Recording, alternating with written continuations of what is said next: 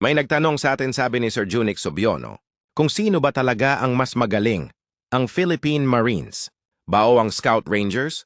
Isang sagot lang ang malinaw. Iba ang laban nila, kaya iba rin ang galing nila. Ang Philippine Marines, sila ang unang lumalapag kapag galing sa dagat ang operasyon. Masters sila ng amphibious warfare, island defense, at mabilisang pagresponde. Sanay sila sa beach landings, long marches at coastal operations. Kung may banta sa isla, baybayin o kailangan ng mabilis na strike mula sa dagat, papuntang lupa, Marines ang tatawagin.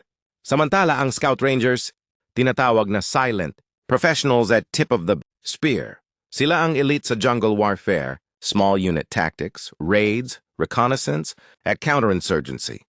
Kung ang kalaban ay nagtatago sa malalalim na kagubatan, kabundukan, at guerrilla zones, Ranger ang uulanin sila.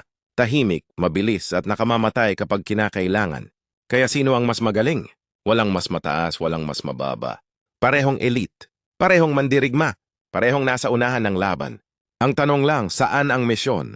Dagat, isla at coastal strike? Marines. Bundok, jungle at high-risk stealth ops? Scout Rangers. Sa dulo ng araw, iisang bandila lang ang bit-bit nila, Pilipinas. At iisang layunin, protektahan ang bayan kahit saan dalhin ang misyon,